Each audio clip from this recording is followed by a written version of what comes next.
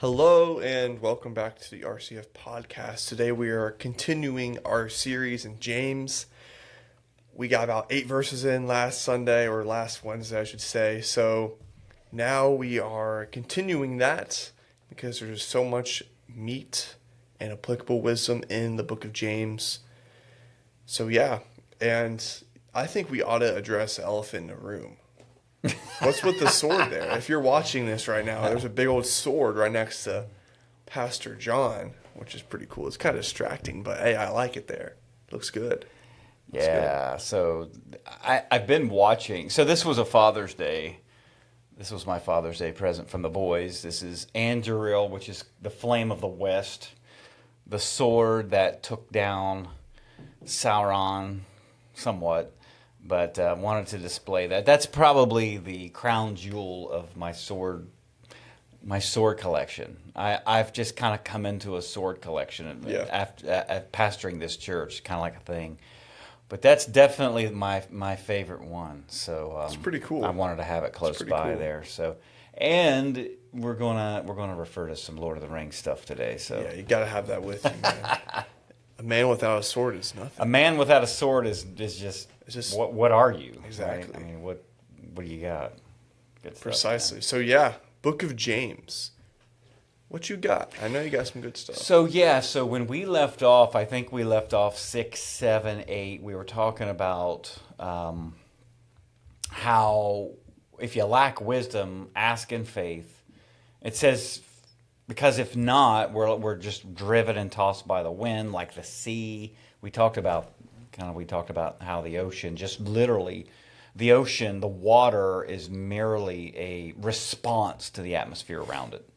If the wind is calm, the ocean's calm. If the wind is tumultuous, the ocean is tumultuous. And that describes a Christian that's just led about by circumstance, led about by emotion. But in verse 7 it says, not that man suppose that he'll receive anything from the Lord. He is a double-minded man, unstable in all his ways. Again, which is a picture of the ocean, picture of the sea. The cool thing about that is, okay, so the word double-minded, daisukes, that's the word in the Greek. Dai means two, sukos or sukes is soul. And again, sukos in the New Testament is where we get the word psychology, psych. And it actually means two-souled. And it talks about a person that is split in half. And the Strong's Concordance says vacillating back and forth. Vacillating means to go back and forth. And it says there was a term coined in the New Testament called spiritual schizophrenia. So they used a word in the New Testament, spiritual schizophrenia. In other words, someone who presents with schizophrenia, one of the main symptoms is what we call psychosis, which psychosis is seeing or hearing, seeing things that are not there, hearing voices or things that are not there. Psychosis can also be what's called internal hallucinations, which is it's a very strong, pronounced, inner conflicted voice. Yeah. And I thought immediately of Lord of the Rings, Sméagol. I mean, Sméagol and Gollum. Yeah. You know, there was always this tension between, they were the same thing. But Sméagol was the nice version of Gollum. Gollum was the evil. Sméagol wanted to help Frodo. Sméagol wanted to, Sméagol was going to serve them. And remember that one time where Sméagol brought him rabbits and he was all happy, and but then when things got difficult, he would shift into Gollum, which was a much more darker version, a much more sinister version that was wanting the ring. He devised this goal to steal the ring, to kill Frodo and Sam, steal the ring, while Sméagol just wanted to help them destroy the ring, knowing that the ring destroyed him. And so there was this daisukes dynamic happening with the two of them. And I think this verse is talking about that. It's someone who cannot fully decide. Am I going to walk in faith? Am I going to sell out? Am I going to fully surrender? Or am I going to pull back? Am I going to be offended? Am I going to pull away from church? Am I going to do my own thing? Am I going to seek my desires? Or am I going to fully surrender to the Lord? And there's this, and I think maybe Jesus, maybe he addressed this in Revelation when he said, since you are neither hot nor cold, since you're lukewarm, I'm going to spit you out of my mouth. Since, and even in the Old Testament, Joshua was saying, no, it wasn't Joshua, it was Elijah, was saying, how long will you struggle or vacillate between two opinions? Yeah. If God is God, serve him. If Baal is God, serve him. And I think that he's talking about this inner turmoil that people have. And I see this as a pastor. I mean, I watch people have this inner turmoil on certain topics or whether they're really going to commit to church or whether they're going to actually trust people in the church, or they can't quite, they've been wounded in the past, but they know that they need to be healed, and they just kind of go back and forth, this internal struggle all of the time. And it's really a bad place to be. And what he's saying here is that person can't expect to receive anything from the Lord because there's not a stability. There's not a faith stability. I don't know if maybe that's committed. Maybe they're not committed. Yeah, they're emotional, I'd say. Okay. Because emotions are fleeting. They come and they go. Sometimes you feel happy, sometimes you feel sad. And when you feel sad, you do things that you wouldn't do when you feel happy, right? Right. So I think it's all emotional. I think Christians, I see this a lot. I see this a lot at OU. I see this a lot wherever I go. People who are on fire for God. They're all about God. They love God. They go to all these conferences and all this stuff. But once something bad happens, they're gone. Right. They check out. Yeah. Because they're not mature. They're incomplete. As we proceed to the next. Actually, no. Going back. To chapters 3 and 4 talks about going through trials, that you may be complete, lacking in nothing. Yeah. Trials, when you persevere through trials, when you go through these emotions, these things that kind of try and take you away from the faith, you become a stronger Christian. And that's where I believe James is talking about such a person being double-minded. When you're double-minded, you think one way one day, then another way the next. Yeah. You're back and forth. You're wishy-washy. Yeah. And that's all about emotions. Right. And, we know, looking at the apostles' lives, looking at the early church fathers' lives, looking at all these figures of the faith, their lives were not easy. They went through problems. Yeah. They were not emotional Christians. They were strong Christians. Yeah. They knew that if they were emotional, if they went with whatever felt good, they would be disqualified. That's why Paul writes about, looking forward to the finish line and looking only to the finish line and running with fullness to complete the race that's set before him. Right. Because he knows that if he looks one way, looks another way, he's going to be drawn away. Yeah. If he stews on this emotion, if he thinks too hard about why aren't the Jews receiving my message? Why aren't the Greeks receiving my message? Oh, it's because of this. It's because of that.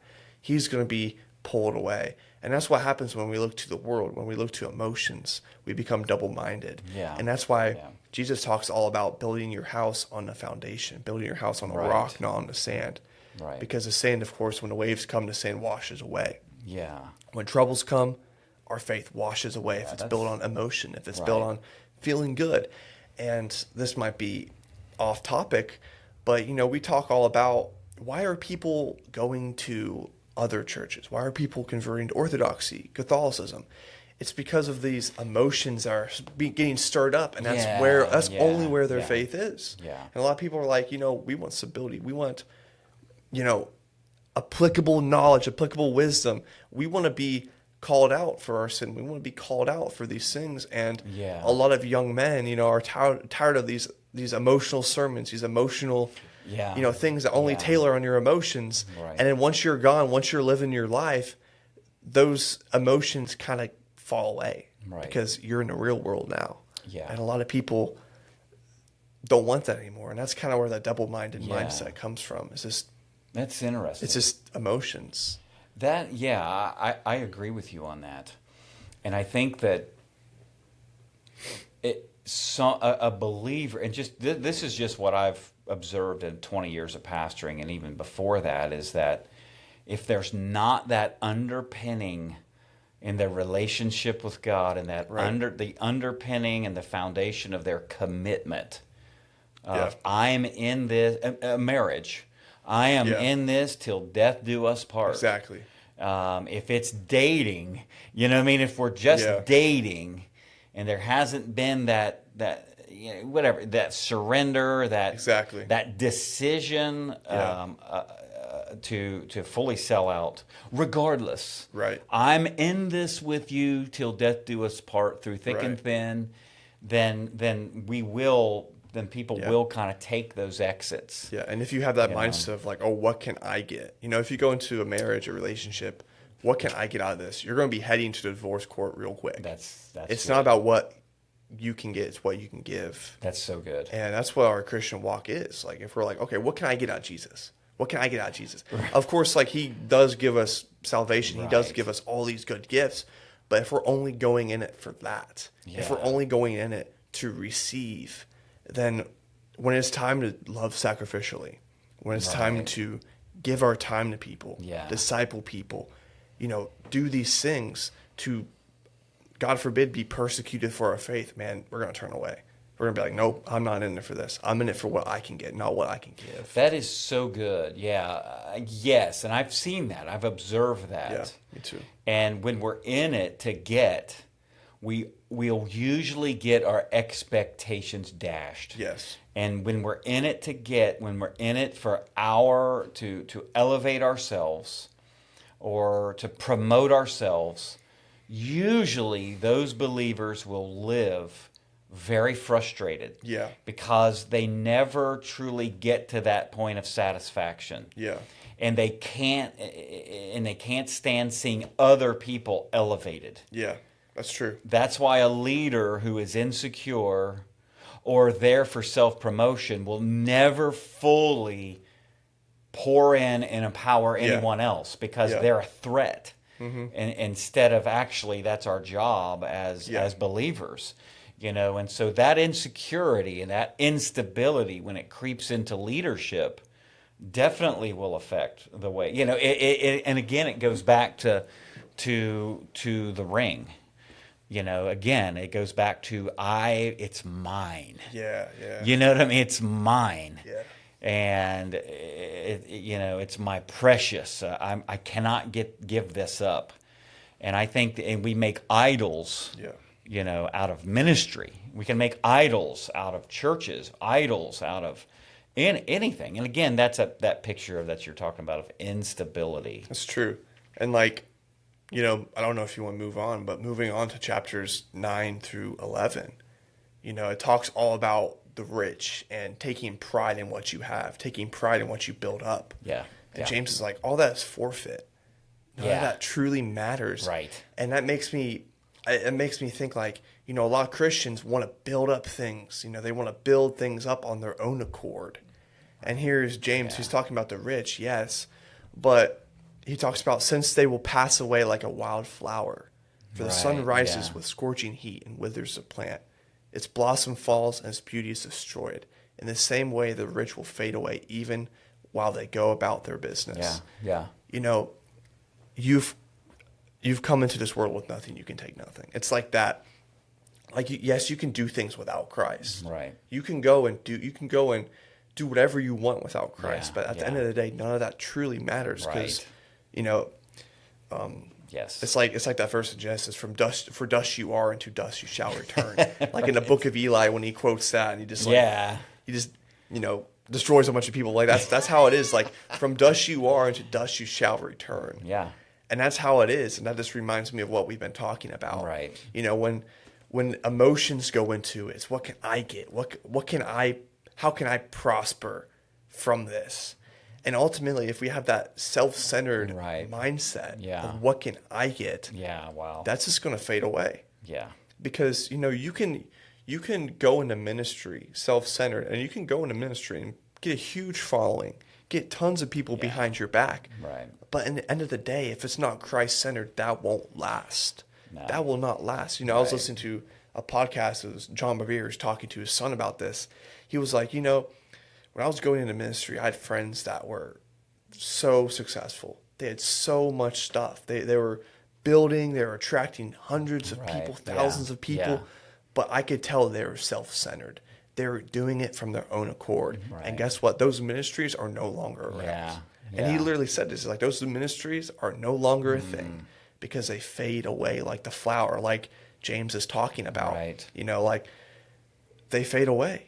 And if Right. our ministry, if our lives are not centered in Christ, then they're ultimately forfeit. Yeah. They do not truly That's good. matter. And like I Yeah. said, you could do a lot of good. You could do so much good. Right. But at the end of the day, when you're before the throne of God, he's going to be like, what have you done for me? Yeah. And when you're like, oh, I've done all this stuff, Jesus talks about this in Matthew. I believe it's Matthew chapter 21, I think. Yeah. He's like, depart from me, for I never knew you. Wow. It- Yeah. it- Yeah. that's- I mean, that's it's weird that you're right, and it's weird that he threw that in right here. Yeah. Right after being unstable. Exactly. And instability and waffling back and forth. Then he says, "Let the lowly brother glory in his exaltation, but the rich in his humiliation." Like, and the thing is, in Jerusalem, he is speaking to Jewish believers here. In Jerusalem, there was a caste system. And in order to be rich, you had to be corrupt. Exactly. Yeah. No, that's true. That's true. You were corrupt. Yeah. You were part of that corrupt. You were part. It was like Hydra. Yeah. You were yeah. part of that system, the world system. And he's encouraging these believers, the lowly brother, you're going to be exalted, and the rich. You're going to be humiliated. Exactly. And your motives are going to come to light in the end. And Yeah. like you talked about, like if we even build ministry and Yeah. I've seen people do that. I've seen people try to start ministries and it's just about them. Exactly. And they yeah. just, in time, it fades. In time, it disappears. In time, it's like God, and we're going to read this later.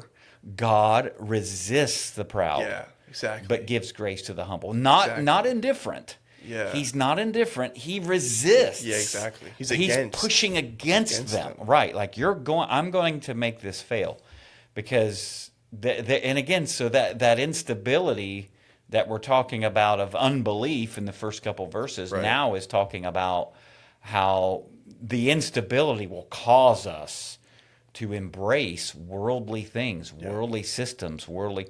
Yeah. Money is not evil, but the love of. Exactly. And yeah. the pursuit of anything other than the Lord. So that's, Yeah. and like the grass withers, the flower falls. And we may not see this in this Yeah. life. Like you might be thinking like, you see a lot of corruption in the world. You see a lot of things in this world, and those people might die in power. Those people might pass away on top of the world. Yeah. And we might be like, where's the justice in that? Yeah. These people Yeah. have been doing evil for all their lives, and yet they end out on top. Yeah. Listen, this world is not fair, but eternity is. Yeah. And I believe these verses could be talking about eternity. Right. Let the rich should take pride in their humiliation. There we go. Since they will pass away like a wildflower. We know that God is going to judge everyone according to their works, Right. according to their fruit. And this verse could be talking about eternity, stacking up treasures for yourself, doing things for yourself. Ultimately, like 1 Peter talks all about That's this. so good. Like God will put our works, put our doings through a furnace to Right. refine them like gold. Yeah. The wheat and the chaff, the sod and the wood and all the stuff we've done that doesn't really mean anything to God, that'll all burn away. And the jewels and the gold will be left there. Yeah. The things that we have done for God for spiritual reasons, those will be there. And unfortunately, a lot of people are going to be lacking them, And that's what That's why Jesus says Right. stack up treasures in heaven, not on earth. Do Right. spiritual things. Stack up spiritual treasures. Yes. Stack up things that will not fade away. Right. Will last forever. How do you do that? Okay, how do you how do this is how do you test and evaluate your own motives? Does that make sense?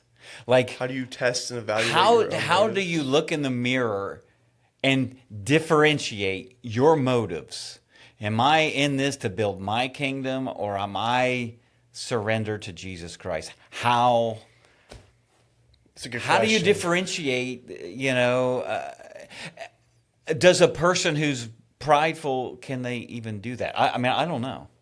How do you do that? How do you look in the mirror and say, am I unstable, or am I am I I mean, Jesus says you'll know them by their fruit, I'd say. And, that's a good question. And unfortunately, I don't want to say something that might be not true. But, like, I'll speak from my experience. Yeah. Just having that discernment, knowing that, can I trace what I'm doing back to the Bible? I'm making disciples. I'm doing all these things. Okay, Jesus Yeah. says to make disciples.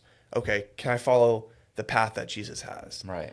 Jesus is, preaching the word of God, preaching on your own, not on your own authority, but on Christ's authority. Doing these things on Christ's power and in your lane, I feel like, is the way to go about it. Of course, I'm not very experienced in this, but it's just that's good. Speaking from what the Bible says is looking at Christ's example, looking at what he has done, Right. and following his perfect example of Yeah. ministry, of discipleship, of bearing fruit.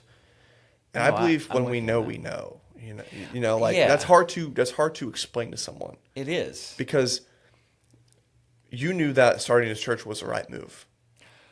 I thought it was. But look around, look around, look at this podcast, look at the people Yeah, coming up yeah. to you saying, "Hey, like, Yeah.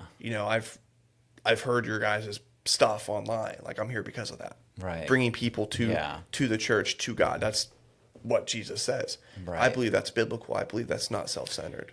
No, I agree with what you're saying, and I look back, and again, I want to, and I like your answer because you're wanting to be careful, because I just don't want to you're- say something I'm ignorant of. You know what I right? mean? Yeah, well, that's true, and you're leaning on your experience of trying to, Yeah. and I'm with you, and I want to lean, and I'm looking back, and one of the things that's a good example, because I had people try to tell me, you're doing this because you're trying to basically You will build your always own have. kingdom. What did the Pharisees Yeah. tell to Jesus? Yeah. The Pharisees, all they did was talk bad about him. Right. You're yeah. doing this because you Yeah. want to. You're a drunkard because you drink a little wine. Like Yeah. they said Yeah. that they're to John, they're like, you're demon possessed because you're not eating food. And Jesus eats food. Oh, you're a glutton because you're eating. Yeah, like, right. Yeah, I mean, he stupid had stuff his like that. critics, and there's always going to be critics out there. Critics are usually people that have never done it, Exactly. and Hate never comes and from above. are never Always probably below. going. That's right. They're never probably going to. Yeah. So it shakes kind of their paradigm up. But what I noticed was I did have people that I mean, I think they cared about me, but they were saying, why are you doing this? Because there's 150 churches in Gallia County, and Yeah. whatever. And I'm like, okay, I listened to it. I'm like, well, yeah, that's a great point. But one of the things I think that helped me, and again, I'm not saying my motives are perfectly correct all the time. I'm not. Let's just preface that. Yeah. We always have to check our motive. Exactly. And the thing is, I think one of the best ways to do that is embracing true accountability. Exactly. I was about to say Opening that. our heart fully to other people to look in that we trust, people that we trust. And I remember doing that throughout the steps of this thing. Yeah. Here's what I'm thinking. And I do know people, and I don't know why, but it's almost like when they run from accountability or they don't want people to look in. To me, that is one of the first evidences of a prideful motivation. Exactly. there's almost like a hidden, I don't want anyone to look in. Yeah, pride hides in the shadows. I'm not going to tell Yeah. you everything, because here's the reason. I'm scared to death that you might tell me my motive's wrong. Exactly. So people, and I've noticed that with some people, they evade accountability, Yeah. and in so doing, it's obvious that there's pride. Oh, yeah. It's obvious. I mean, you don't even have to. And again, I'm not up here. It's not my job to gauge everyone's motives, because you can get in trouble doing that. However, I've always kind of stepped back and I thought, why wouldn't you want other people looking in? Why wouldn't you want the input? Yeah. Why wouldn't you want someone to look in and if they saw danger, if they saw something, would say it? I mean, I'm looking at my mentors and I'm saying, I'm scared to death. I'm looking for a reason not to do it. Yeah. But I feel like I need to. Yeah. Help me with confirm my suspicion. Exactly. No, this is God. Yeah. Okay, well, that's not really, but at least there is this, the Bible calls it circumspect. Walk circumspectly. Walk with awareness and accountability. And I think that one of the ways we check our motive is that we're open and we're transparent to those that God has placed in our life to say, what are you doing? Or Exactly. why are you doing that? Exactly. And I do, Cale. Yeah. I know people that they will not, they just will not do that. And again, I think they're already manifesting their own pride. Yeah. Because down deep, it's almost as if they realize, I don't want my true motive to become evident. But then the thing is, they go from one failure, one disappointment to another. And it's almost like, it's like parenting. Yeah. It's like when there's not good parenting in a kid's life, that kid probably does not have a very good established identity of who they are. Identity versus role confusion. That's the stage that teenagers are in psychosocially. And if they don't have that mentor, if they don't have that spiritual father or that father figure, if they don't have that, they truly don't know who they are. And so they'll attempt and do things to try to gain identity instead of operating out of identity. Yeah. Jesus was told by his father, I'm proud of you, before he did anything. Jesus wasn't working for his father to be proud. Right. And I've noticed that insecurity is also part of this instability we're talking about. Yeah. It's someone who is unstable in all their ways because they don't know who they are. And James goes on, and we'll get into this. It's like the man that looks at himself in the mirror, walks away, and forgets who he is. Why does he forget?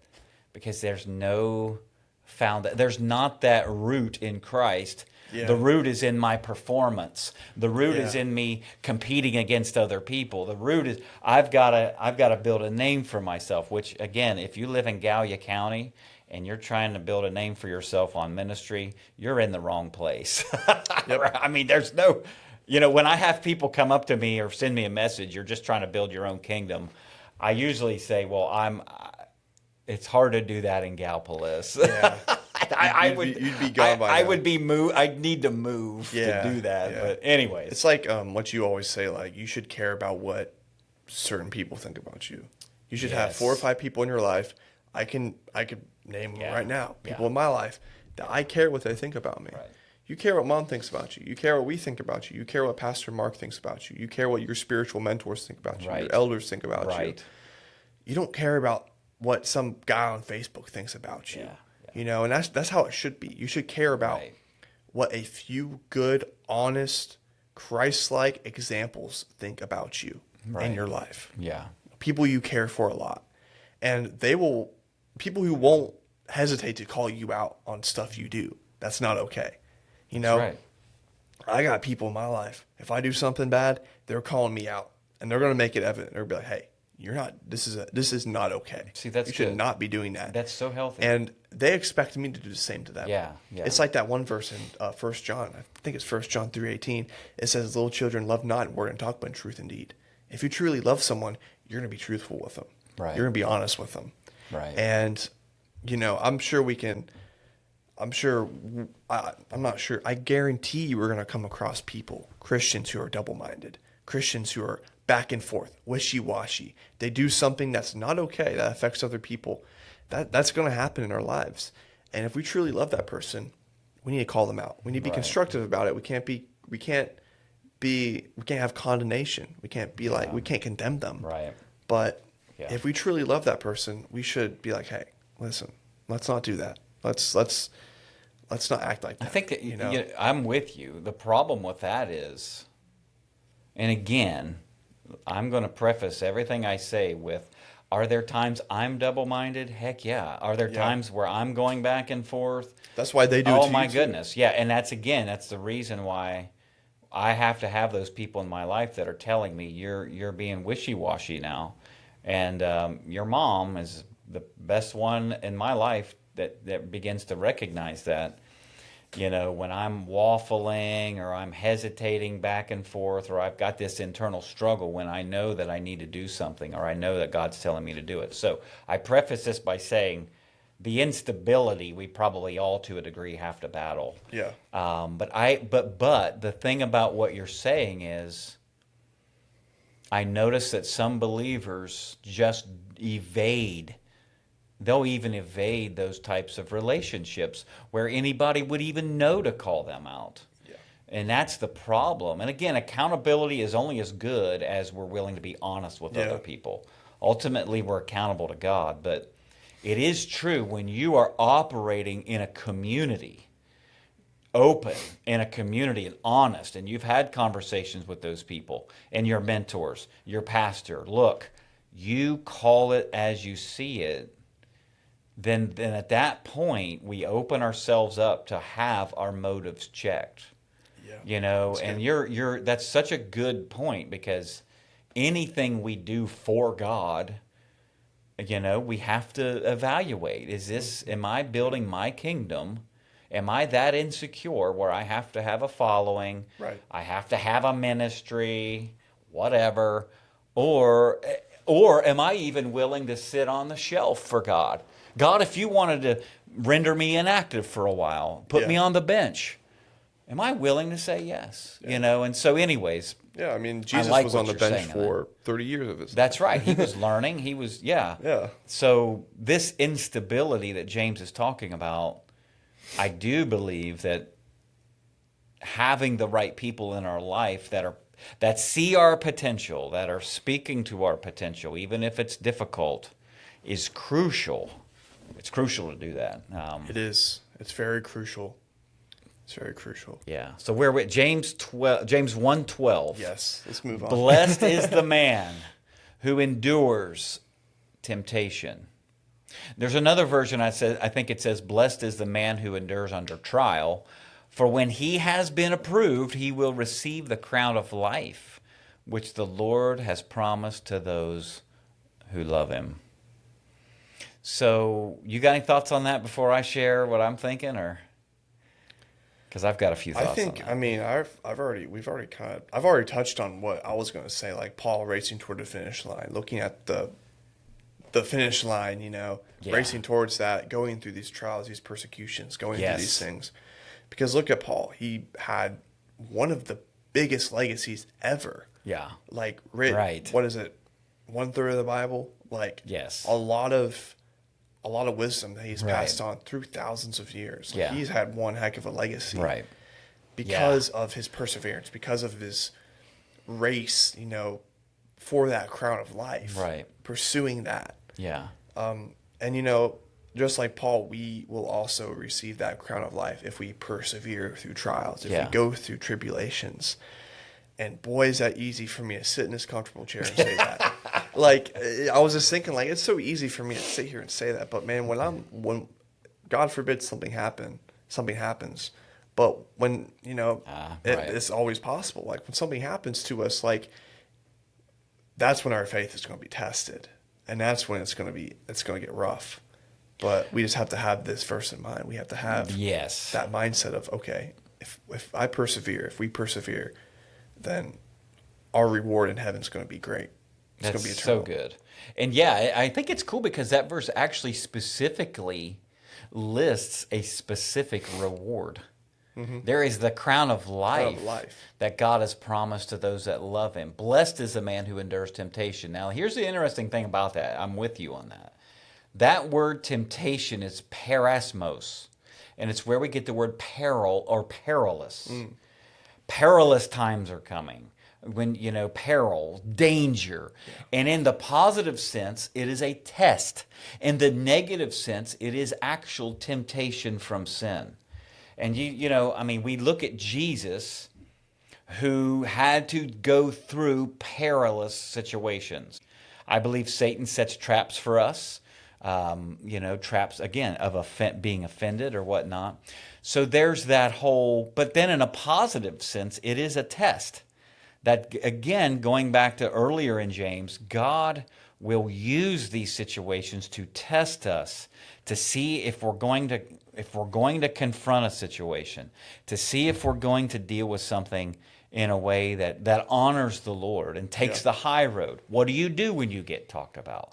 What do you do when people are gossiping about you? What do you do when horrible news happens from the doctor? How do you handle that? Do you fall apart? You're not even saved anymore? Do you run to God? Do you run to your mentors?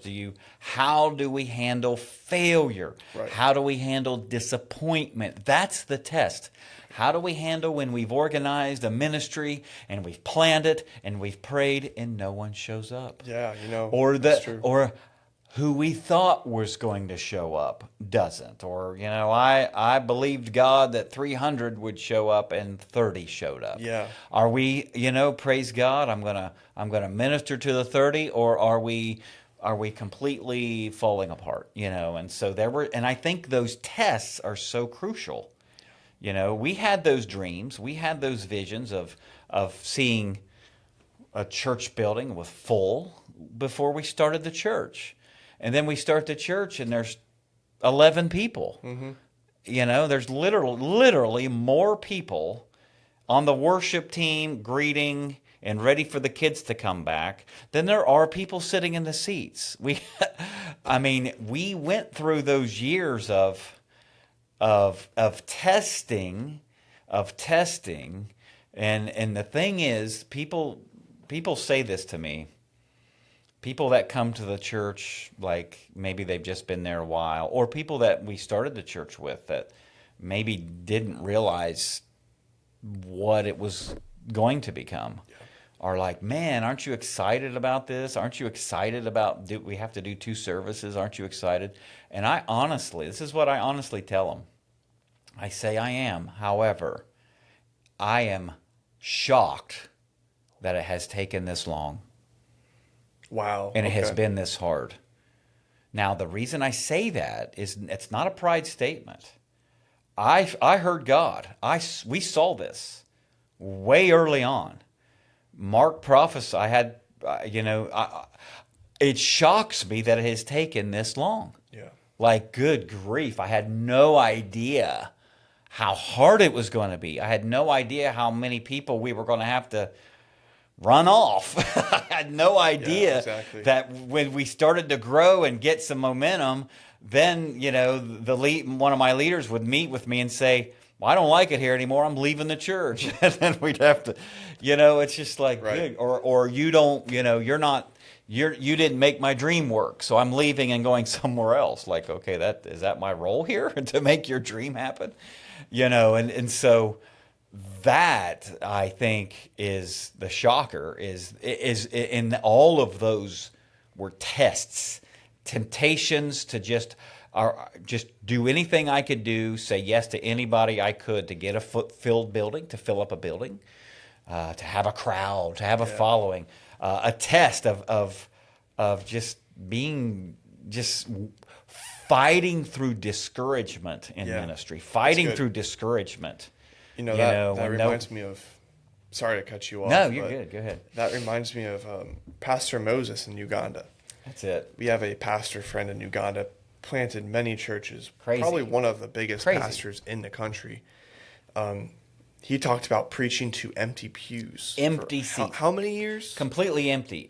It was a matter of years. Years. He 3 preached years. to no one. Yeah. He went through that discouragement. He Right. preached to nobody. Nobody came to his church. If nobody came to RCF for like a few months, you would be like, dang. I would be like, dang, this is not okay. Yeah, it's time to go. It's time to. Yeah, and here's Pastor Moses preaching to empty pews for years.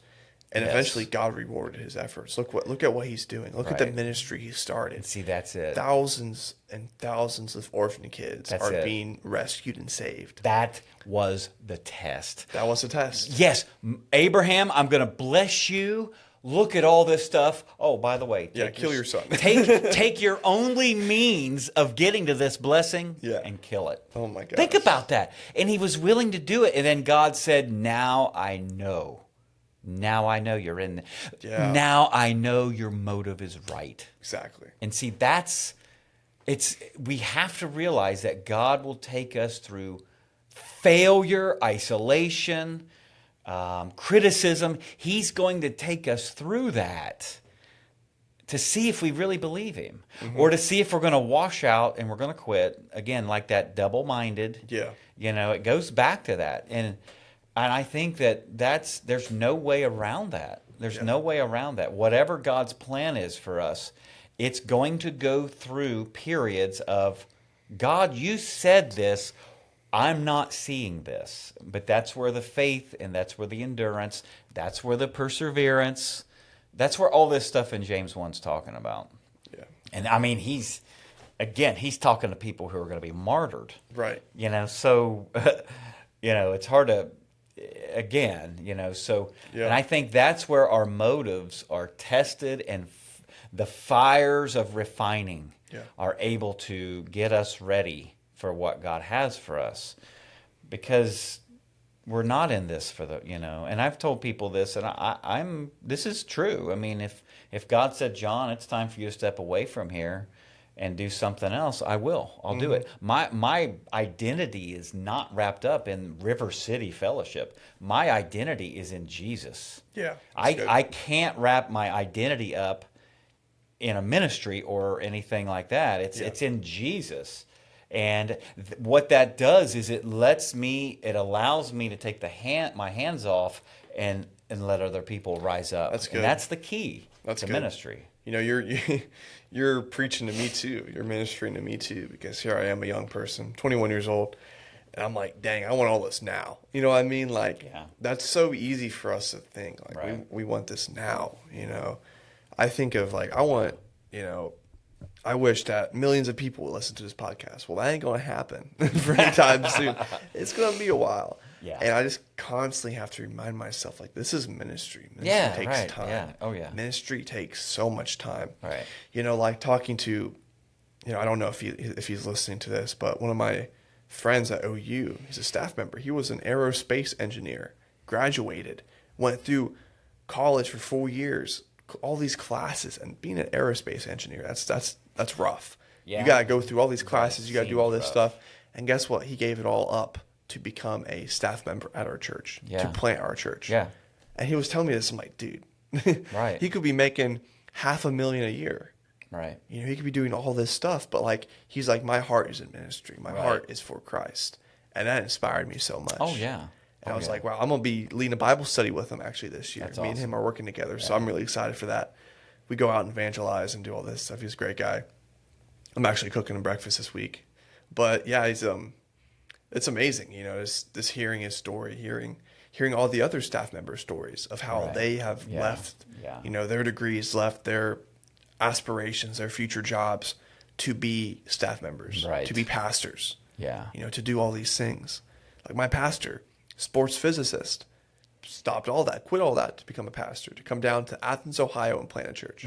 Like, wow. Yeah, it doesn't make sense. But, it doesn't make sense. Like you told me, I remember we were in a car at Micah's graduation, and you're like, the worst financial decision I've ever made was becoming a pastor. Right, yeah. I was just like, that's fair. But look where we are now. Look where you are. Yeah. Like look at what I'm not gonna say look at what we've got. Look at what you've got. Look, you got all this stuff. You got, I'm not saying that's the point, but you've got,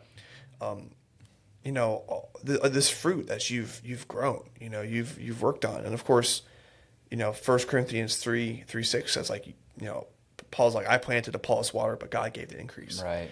Our job is to plant. Our So job good. is to do these things, and it's up to God to give the That's increase. it. That's it. If we try to increase it ourselves, it's not going to work. Right. And I can see fruit in this church. Yeah. And you left your job to come and plant a church, which is amazing. And it's just those acts of faith. And going back to that question, you're like, how can we truly understand if this is God calling us to do it? Yeah. Like, I don't think we can know It's for sure. faith, right. It's all faith. I don't think we can know for sure. Right. Yeah. If we operate under the authority that Christ has given us, if we operate in His will, Yeah. not ours, Right. then I'm about 90% sure that it's what He wants us to do. Yeah.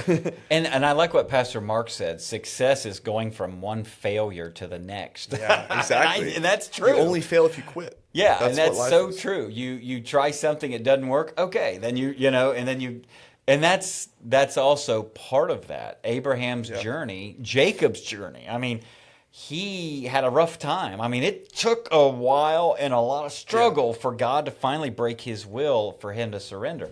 Right. So even in the midst of walking by faith, we're still going to have failures. We're still going to have problems. And again, this double-mindedness is, and I like how James is moving this down to where now it's saying when you're going through trial, you've got to know who you are when you're going through this. You've got to be confident in the Lord, or else you'll check out and become, again, you'll have to go back up to those verses of where it's talking about instability.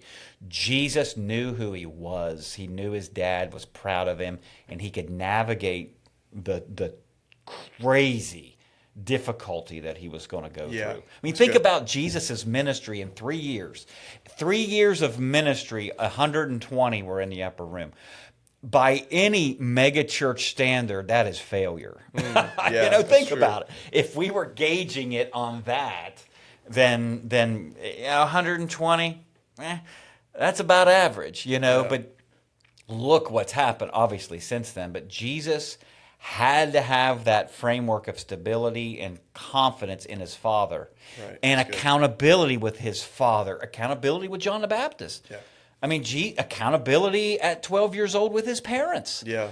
I mean, he came under authority, and then God was able to give him authority, and then he moved in that. So there's so much, but I know that you have work. I know that we got to stop here in a minute. But man, I don't even know that we got through. I had verses. 13, 14, and 15 in there, but we'll cover that next time. Yeah, there's just, like I said, guys, there's so much in James. There's so much good stuff, good meat. And if you're listening to this, we encourage you to read it with us. Study the Bible, read the Bible. Yeah. Read the book of James, study the book of James. There's so much good stuff in it. And my dad and I, we like to yap a lot. We like to talk a lot. So there's a lot of, but there's a lot of good stuff in our conversations. And like you said, we would have these conversations in the kitchen. We would have these conversations on car drives. Right. We would have these conversations, and we're like, you know what? I think we think people would like to listen to this. That's good. So stay tuned for next Wednesday, and we are going to be covering the rest of chapter 1. Hopefully, we'll see. It might take us a year, might take us a month. I don't know. We'll see. But thank you for listening, and also. We are on Instagram, YouTube, and Apple Podcasts, Spotify. We're on all these different platforms. So if you would like to follow us, if you would like to check out our clips, because we take clips from these podcasts and post them everywhere, Check out our Instagram, the RCF Podcast, and our YouTube, the RCF Podcast as well. And yeah, thank you for listening and stay blessed. Awesome. Bye.